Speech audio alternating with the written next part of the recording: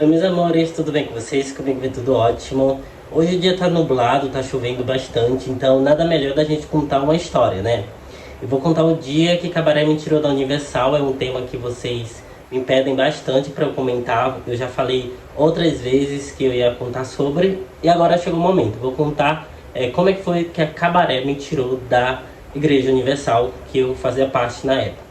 Primeiro vamos entender, né? Na época eu tinha 15 anos, eu era bem novinho e eu não tinha nenhum tipo de contato com o mundo, né? Eu sabia o que era não ser cristão, mas na época eu era bem molequinho mesmo, inocente, então meio que eu não tinha certas inclinações para as coisas que fugiam da igreja, já que eu fui criado, né, ali no meio. Então não tinha isso ainda de sexualidade, não tinha ainda isso de querer beber, querer fazer alguma coisa do tipo, não tinha nenhuma dessas vontades que uma pessoa que é tipo fora da igreja pratica.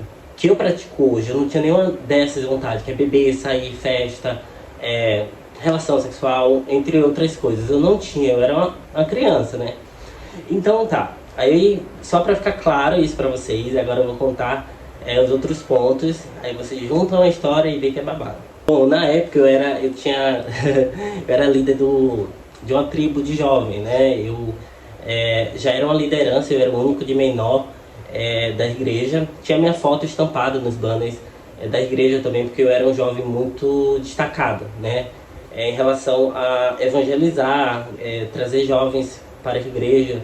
Então era algo que eu me destacava bastante. Então, ali no meio, né, do pessoal da igreja, eu já era um destaque, entende? Então eu já tinha minha responsabilidade também e responsabilidade espiritual, certo? Nisso tudo, sempre a gente fazia uma festa, né?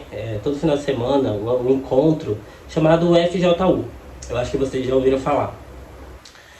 O FJU é Força Jovem Universal. É uma sessão que só traz jovens, né, para poder evangelizar e tudo mais. Só que assim, lá a gente tinha uma meta de jovens para levar. Eu sempre bati a meta, para vocês terem noção. Eu era muitas das vezes o único.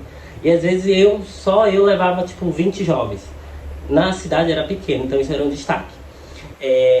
Eu sempre fazia alguma coisa para poder chamar os jovens para a igreja. Então, tipo assim, gente, vai ter cachorro quente. Nesse dia foi cachorro quente. Eu falei, vai ter cachorro quente, então bora todo mundo e tal. Quando a sessão tava... sessão não, né? Quando o culto lá tava rolando, eu tive que sair, porque não tinha refrigerante, eu precisava comprar, para depois os jovens que eu chamei, a gente reunir em uma sala, comer cachorro quente e beber refrigerante. Na época era isso. Era uma forma de evangelizar e trazer o pessoal. E aí, faltou refrigerante, eu chamei um jovem para ir comigo comprar. Nessa ida de lá, a gente tava passando por uma esquina e tinha um morador de rua. E esse homem, ele incorporou, né? Ali eu vi que foi... Hoje, antigamente eu não tinha noção, mas hoje eu tenho noção. E no dia eu pensei que era um demônio, obviamente, mas já era Cabaré. E ela olhou pra mim dentro daquele homem, gente. Isso dentro daquele homem. Ela olhou pra mim e ela falou assim, eu vou te tirar daí. Eu só tô esperando, ela falou alguma coisa do tipo, mas eu já vou te tirar daí. Aí na hora, quando eu vi aquilo, e eu vou contar pra vocês como eu descobri que foi Cabaré naquele dia. Eu tá repreendido, demônio, o sangue de Jesus tem poder, aquela coisa toda. Fui, comprei um refrigerante, voltei, contei ao pastor a situação. E ele mandou eu orar, não sei o que lá, tudo bem. Depois, no outro dia, no domingo, tinha uma reunião, né, pra quem era líderes desses grupos, e eu tava incluso, né? Era uma reunião com o bispo daqui de São Paulo. E a gente sempre ficava nessa reunião para poder receber orientações, orar e tudo mais. Nesse dia, na época eu morava com meu pai. Nesse dia meu pai me ligou e falou assim, olha Victor, já são quase 10 da noite, você tá ainda na igreja, não venha pelo escadão. O escadão era um lugar que tinha lá em cima dos filhos. Venha por outro caminho. Só que meu pai nunca tinha me ligado para falar algo do tipo, né? No dia anterior, no sábado, que foi o FJ, já tinha aquela experiência que eu tive com aquele morador de rua incorporando e dizendo que ia me tirar. E no outro dia meu pai simplesmente manda eu ir por outro caminho que não fazia muito sentido. Só que o pastor falou assim pra mim, antes de terminar a reunião: olha, se alguém te pedir algum versículo na rua, não dê. Tá bom, eu peguei e fui pra casa. Quando eu tava chegando ali no meio do caminho, eu lembrei do que meu pai falou. Que ele falou assim: olha, não venha pelo escadão. Eu falei: tá bom. Só que assim, gente, eu já tava cansado, o escadão era uma forma mais perto de eu chegar em casa. E eu falei: eu vou pelo escadão. Só que bem antes de chegar no escadão, um homem me parou e falou assim: o moço, me dá um versículo. Ele falou com uma voz tão, tipo assim, de coitado. E na hora eu esqueci do que o pastor tinha falado, né? E falei assim: o que tem? Se eu sou uma pessoa de Deus, eu preciso dar, né? Eu preciso dar o versículo. Aí eu peguei e falei: tá bom. Aí eu abri. Assim que eu abri, ele falou assim: não precisa falar não, que tudo que tá aí eu já sei. Ele pegou e falou pra mim. Aí eu fiquei assim, na hora, gente, é uma sensação muito estranha. Porque vocês sentem que o tempo não passa. Quando vocês entram no campo espiritual, quando você está sabe, em outra dimensão, quando tá algo espiritual acontecendo com você, é como se o mundo agora parasse. É como se tudo ficasse mais lento. É muito estranho. Eu acho que só quem já teve experiências pode mais ou menos saber como é que eu tô falando. Aquele momento ficou assim. Eu senti como se a avenida não tivesse mais carros, que o tempo tivesse parado. E ele pegou e falou assim pra mim: isso aí tudo que já tem aí eu já sei. E agora você tem que... Aí ele começou a falar muitas coisas que meio que eu não conseguia entender. Mas ele falava como se aquilo ali fosse uma grande besteira pra mim. E na hora eu repreendi ele e saí pro outro lado, né? Que tinha uma rotatória. E quando eu me bati com ela... Gente, eu nunca tinha visto na minha vida. Eu já tinha visto macumba assim em BR e tudo mais. Mas assim que eu atravessei a rua para sair dele, porque ele ficou falando coisas muito esquisitas em relação a mim, mas ali já era cabaré. Eu me bati de frente com vários alguidades. Em uma rotatória, tipo, tinha um caminho reto, aí pra eu me desviar dele eu fui pra rotatória. Só que quando eu me bati lá, no chão, gente, tinha muito alguidade de Exu, muita comida de Exu. E quando eu me bati com aquilo, meu corpo todo estremeceu. Meu corpo todo estremeceu. Eu comecei a me sentir fraco. E aí eu corri pra casa e o homem ficou gargalhando atrás. Quando eu me bati, fiquei passando mal, o homem ficou gargalhando. E eu lembro que eu corri pro outro lado da pista e fui correndo pro escadão porque eu queria chegar o mais rápido em casa possível. E nem lembrei do que meu pai falou.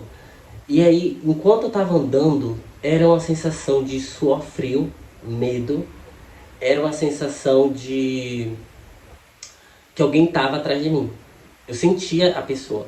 É como se você estivesse andando e sabe que alguém tava aqui. Aí você olhava rápido assim, tomava aquele susto, mas não via ninguém. E eu continuei correndo nisso, né? E fui pra casa dormir.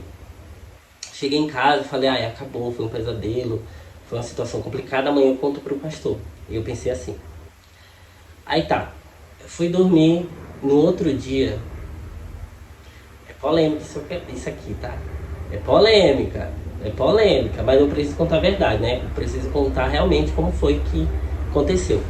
Como eu falei pra vocês no início, eu tinha 15 anos, não tinha as vontades que eu tenho hoje. Victor, enfim. O avião tá passando. Então tá, já passou o avião. Então tá, eu quero dizer pra vocês o seguinte, que na época eu tinha 15 anos, né? Eu era um jovem, eu era uma criança. E eu não tinha experiências que eu tenho hoje, né? Então naquele dia eu pensei assim: vou dormir amanhã enquanto o pastor. Tá, fui dormir. No outro dia que eu acordo, gente, eu nunca tive vontade de beber, por exemplo. Eu já acordei, tipo assim, querendo experimentar cerveja, querendo beber, querendo festa. Quando eu vi as festas acontecendo no meu bairro, que era uma comunidade, paredão, o pessoal com a bunda no chão, aquelas coisas, eu não gostava, eu achava aquilo horrível. Eu comecei a querer ir para aquele lugar. No outro dia, isso assim que eu acordei. Eu nunca, tipo, eu acordei tendo um desejo muito grande para beijar um menino. Eu tive um desejo muito grande de beijar pessoas, de querer ter relação. É como se eu tivesse entrado na puberdade no outro dia. E isso ficou tão forte em mim que uma semana depois eu não consegui controlar. Aí veio tudo que... É que eu tô resumindo um pouquinho pra vocês. veio tudo assim, querendo. E eu tava assustado porque eu era um garoto exemplar, digamos assim. E naquele outro dia eu acordei querendo fazer tudo, tudo que as pessoas faziam. E eu peguei a vontade, foi tão grande, gente, que eu fiz. Aí saí da igreja, é, briguei com o pessoal. Não briguei diretamente com o pessoal da igreja, mas com algumas pessoas que queriam dizer que eu estava errado, algo do tipo. Eu briguei com todos eles. Lembro também que o fim foi eu estar bebendo, né, com a amiga e tirarem uma foto e mandarem lá pro bispo, pro pastor. E eles me chamaram e eu falei, quer saber de uma coisa? Não quero mais e tal. E aí saí, fiquei fazendo todas as vontades que eu queria, né, que eu sentia vontade. Aí perdi a virgindade, bebi, comecei a fumar bem cedo, tá? E aí, tá bom. Teve um dia que eu cheguei muito bêbado. Eu acho que foi a primeira vez que eu cheguei bêbado em casa. Vocês devem estar pensando, nossa, Vitor, tem um cabaré do diabo porque ela te tirou do lugar santo. Não, gente, não é isso. Depois eu vou contar mais partes e vocês vão entender todo o processo. E que não, cabaré é uma diva. Quando eu cheguei em casa, eu cheguei muito, muito mal de bebida, né? Naquela época era corote de sabor, tutti-frutti, essas coisas. Bebida quente. E aí eu cheguei em casa muito mal. Aí eu deitei na cama e deitei com a cabeça virado pra parte de fora da cama. Porque eu pensei assim, se eu vomitar enquanto eu tô deitado aqui, eu vomito no chão. E deitei. Quando eu deitei, eu vi uma mulher entrando no quarto. Eu não conseguia ver o rosto, porque assim que ela entrou, eu paralisei. E eu tava com a cabeça assim de lado. Então, pra eu olhar pra cima, onde ela tava, eu tinha que virar o pescoço. E eu não conseguia fazer isso, porque tava paralisado. Eu via todo o vestido dela. E ela falava muita coisa. Ela entrava falando uma língua, falando algo que eu não entendia. Só que ficou assim, essa visão. Eu vendo ela na minha frente, só a barra assim do vestido, que era onde meus olhos conseguiam alcançar. E eu ouvia ela falando muito, e depois eu apaguei. Uma amiga minha, no outro dia, quando eu contei a situação, ela falou, minha mãe é mãe de santo. Se você quiser, a gente pode ir lá. Eu peguei, aceitei o convite e fui. Quando eu fui, eu me apaixonei pela religião. Eu comecei a viver coisas maravilhosas lá dentro. E aí que veio a primeira incorporação com o cabaré, ela contar que foi ela em relação a tudo que aconteceu anteriormente, desde a vez que fui comprar refrigerante, ela manifestou em um morador de rua e tudo mais. Ela mesma veio contando isso. E depois daquilo, o cabaré se fez presente muito forte na minha vida. Eu amo cabaré. Eu não tenho nada de ressentimento, algo negativo para a Universal, por mais que pareça. Saí de lá, mas falo para vocês, não tenho nada para falar da Universal. Exemplo, se eu abrir a boca aqui e falar, a Universal roubava, eu vou estar mentindo. A Universal fazia tal coisa, eu vou estar mentindo. Porque o tempo que eu passei lá, eu vivi muito bem, era um trabalho muito legal. E eu não tenho nenhuma queixa para falar da Universal. Então, por exemplo, Vitor, eu não gosto lá que só pede dinheiro, algo do tipo, vocês falar.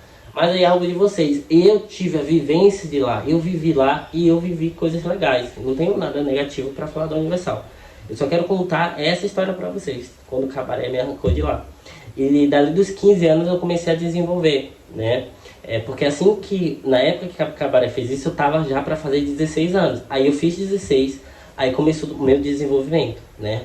Por isso que hoje, né, com a idade que eu tenho hoje, agora eu vou fazer 24 anos, eu tenho 8 anos de desenvolvimento, de axé e tudo mais. Meu caminho começou cedo, porque aos 16 anos eu já comecei a aprender coisas ligadas a pessoas que vão ser sacerdote, porque na mãe que eu fui, aí já é outro vídeo, gente, chega, aí já é outro vídeo. Mas espero que vocês tenham gostado de saber dessa história. Fico feliz em compartilhar com vocês, é isso, um beijo. E se inscreve aqui no canal, porque eu vou estar trazendo... Eita! Eu vou estar trazendo coisas novas para vocês, ensinamentos e tudo mais. Se inscreve no canal, escreve aqui abaixo o que você achou dessa história, tá? Deixa seu like. E é isso, precisar de alguma coisa, tem meu Instagram aqui embaixo, trabalhos também tá aqui embaixo, tá? Beijo, amo vocês.